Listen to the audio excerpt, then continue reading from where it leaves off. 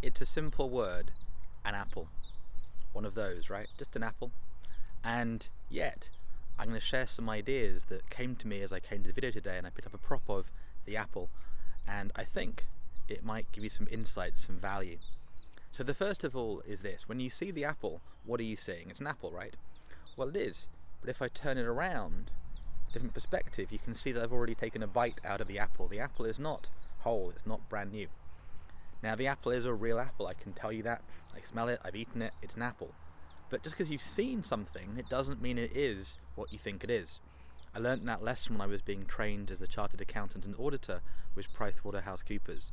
Understanding and being able to say, I know that I know that I know what this is, and stand with your sort of hand on the Bible, stand with your validation and give your word that actually this is verified, this is audited, this is a real apple, is really important.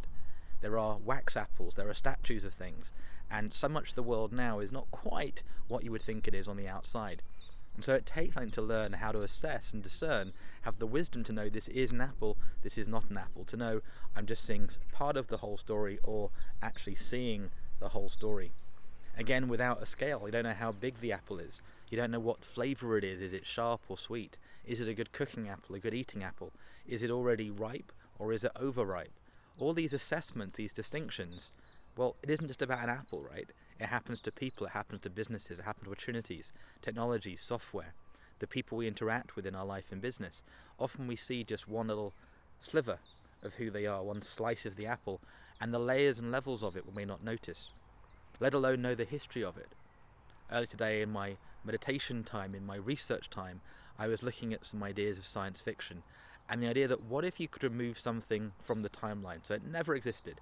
Maybe you've had that thought before, like, I wish that hadn't happened, I wish none of that happened ever. Well, they used an example of a meteorite, and you might see it in the sky and go, well, it's not doing anything, it's out in space.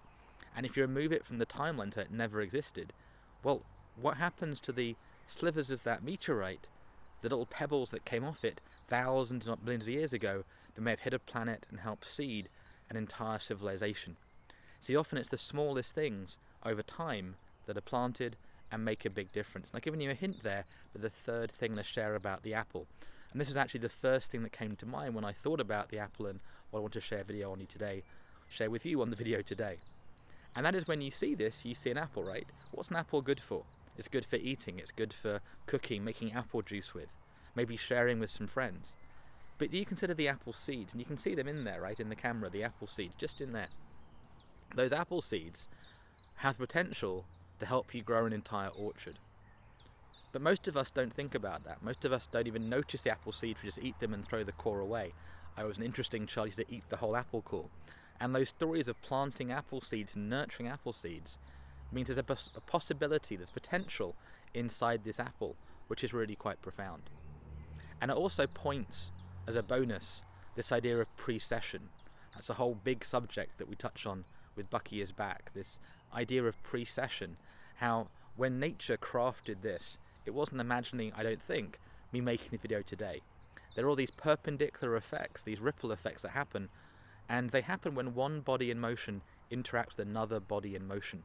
So precession is a very powerful force of nature. It's a very powerful experience, and it's one that very few people have an understanding of, let alone a sensorial experience of. So with that said, that's my little insights for you on Strategic Alchemist, what he gets looking at an apple. And yes, there's much more with apples, right? The memories of gravity, of playing catch, of other things that can happen, all from a simple apple. Where you are much more profound, much more valuable than an apple, and what's possible from you and your full potential, we haven't yet seen, have we yet? I can't wait to speak to you next time. Bye for now.